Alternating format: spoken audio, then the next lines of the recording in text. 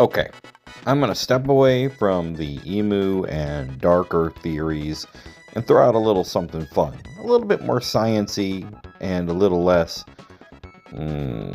power systems. We'll see how this video goes. How much have you thought about the Red Line? You know, that giant mountain range that goes over the entire One Piece world.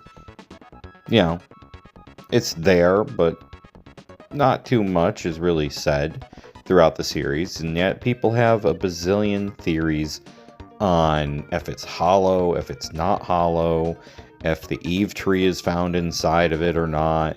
But have you ever thought, could the reason the water has risen to the point it has is because of the Red Line? From my One Piece emu video, you probably heard I watch a lot of One Piece theories, but I don't just watch them. This guy here, Randall Carlson, is an amateur scientist guy who sometimes I jokingly call Science Santa. He's done quite a few videos about explaining the science of how certain things could have happened, such as Atlantis disappearing from the world. And mind you, not Atlantis like woo-woo magic flying ships, but just the idea if there was a continent that could have sank into the ocean, and how. So let's talk about something called isostatic pressure and isostatic rebound. Isostatic pressure is the idea that extreme weight pushing down on land causes it to sink down. Isostatic rebound is when the object pushing the weight down is removed, then the ground proceeds to return back to its normal height.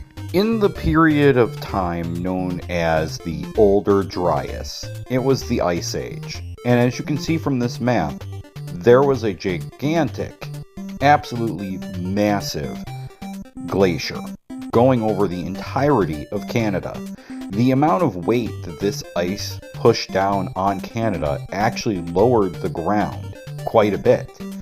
But what could have also happened is there could have been other ground that had gotten pushed up. The theory is that during this period of time, with the ice pushing Canada down, it pushed a landmass up in the Atlantic Ocean, known as Atlantis. And the idea is that when the ice melted during the Younger Dryas, in that 1,000 year period between 13,000 and 12,000 years ago, then we had the isostatic rebound and the continent of Atlantis sank under the waves. After the water had melted from the glacier in Canada, which we're not entirely certain how it happened yet, but we know it did, we had something known as the meltwater pulses. And as you can see on this graph, the water level went from negative 100 meters to where we currently are. And 100 meters roughly translates to 400 feet. And if those numbers sound kind of familiar, that's pretty much the amount of water that was risen in One Piece. But why, though? That is the question.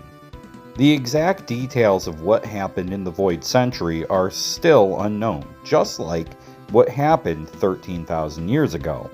We don't know, which is why I believe that we have something kind of similar. With the amount of weight being pushed down by the Red Line, we can see that it literally wraps around the entire world. What destroyed the glaciers would have also pushed up the landmass. And if somebody was using a devil fruit power or just some great technology, they could have made the land that was coming up circle around the entire world. And by doing so, it would have placed more pressure down to push the water even further up. Like when you're filling a bathtub and then you sit down in it, the water rises up even higher. Whatever exactly happened that Emu did all those years ago would have lasting effects, and I believe that Uranus is connected to why the water levels have risen. Why is it that Enies Lobby never fills in? Why is that water going down permanently? And what of Leluzia Kingdom? When it was hit by that weapon and was completely obliterated, this hole opened up, and yet it never filled in. I don't think it's merely just a beam of light eradicating the whole area. I think that it pushes down in that section extremely hard. And its pushing down then opens up fissures under the ground, releasing water from underneath the ground. And the amount of water that it had risen after this attack was about 1 meter or 4 feet, which would be a massive amount of water to be raised, because most of the time in our world we talk about when water raises mere inches and the kind of damage inches can do. Think about that. Feet versus inches. Between the red line and this weapon, the water levels have risen over 400 feet and will continue to rise if the other weapon is used again and again. The only thing that will help is the destruction of the red line. However, we have seen that it is impossible to damage the red line, or at least impossible for now. The island whales can't destroy it, and it's obvious that their original swimming patterns went through this area that is now blocked off, because it isn't just Laboon, it is the island whales on the other side who are hitting it as well. And it's just too powerful. Even if it's hollow, it is so dense and so strong that it will not break. The only thing that we can reasonably assume at this point in the story that will destroy the red line is the ancient weapons. But it seems like Emu has Uranus. That leaves Pluton and Poseidon. And Poseidon doesn't actually look like it's going to be as useful for destroying the red line, but maybe. The sea kings are much larger than the island whales. If the red line is incredibly dense and incredibly heavy, it would very much push the water levels up. And by its destruction, and I mean complete destruction, not just simply breaking it apart, its complete destruction will cause the water levels to go down. Perhaps whenever Uranus is used, it pushes the red line up a little bit further. I do believe that we are going to see these weapons probably after Elbaf. I think that we are that close to seeing exactly what these things look like and what they are capable of. The question comes down to, will Blackbeard get Pluton? We already see Emu has Uranus, or something akin to Uranus.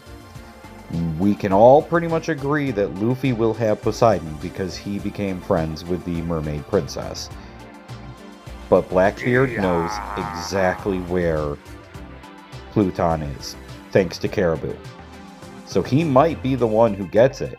And if the story is going to be a three-way battle between Emu, Blackbeard, and Luffy, or if Emu beats Blackbeard, or Luffy beats Blackbeard, well, we're going to have to wait and see how these upcoming chapters are going to go. I know I've kind of been all over the place in this video, and it doesn't really have anything too concrete, but I hope you guys enjoyed my musings, ramblings, rantings, craziness, and, you know, tell me what you think. Do you think that we got some isostatic pressure, rebound, you know, buoyancy issues, whatever else is happening in the story? The only thing I can say is Ichiro Oda has very much delved deep into pretty much every form of historical data out there, and it wouldn't surprise me if he is a somebody who believes in the Younger Dryas and kind of stuff that had happened, you know, 13,000, 12,000 years ago, and pretty much any ocean story might involve Atlantis if it's kind of a fantasy. So it wouldn't surprise me if that gets more tied into this final arc, which Laugh Tale could be a representation of Atlantis don't know. We're just going to have to wait and see.